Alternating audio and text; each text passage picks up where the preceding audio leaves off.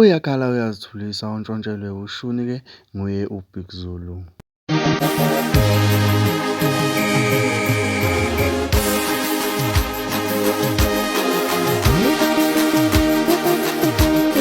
Sawubona siyakubingelela ukubingelela yena-ke uMathinta wacebisa intombi zami mshadazela ukwazi umshazela wedala mqomo sangoma thakini sikhomba emfuleni ngayifica social nathi umntana womuntu wangiqoma noma nankomo bakutshelwa nolwazi ngane zawethu ngabe usuku lakho lokuqala la ngicela usubscribe ushare uphinde ucomment ukhuluma nakho konke uma usubscribe usuke wenzela ukuthi-ke kube uwe ngelilanga othola ividiyo yokuqala. Mina-ke uMathinta wacebisa ngiyathanda ukuthi uma ngabe kulesi khathi ngihlala odabeni umculi-ke ocula estradini uyakala-ke ngoBig Zulu owuyena-ke owantshontsha ushuni wakhe wamthatha wawenza owakhe ngendlela-ke engingavunyelwene ngayo ngokuthi-ke abaculi uma bethola ithuba bayalisebenzisa. Uthi lo mculi unesikhathi eside esebenzela erenkeni kodwa manje ngokuthi-ke uBig Zulu naye kade esebenzela khona erenkeni wawubona lo shuni wawuthanda. Uthi-ke uBig Zulu uqale kuyena-ke lo shuni uqale kuyena wase-ke ewuthatha. Le ndoda ibe isekhombisa abalaleli indlela-ke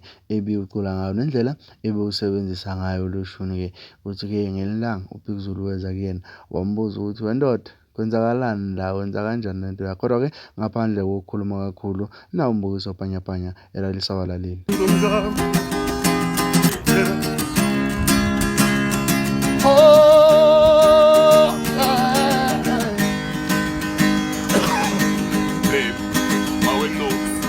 Ngabona wena baby ngajabula Lizo yami noma baby njibalisa kodwa sando sami ngibona wena baby sengiba happy issue Shonwe ngani issue That's it Jala nthunile wena begede bebona bedlala bafana like this no time kid Ngabe yami ngaba izunzi noma ungayizonzi uyezondela ubala Sekusobala ngisesitikini Hlafuna bobraka bomalume nabashana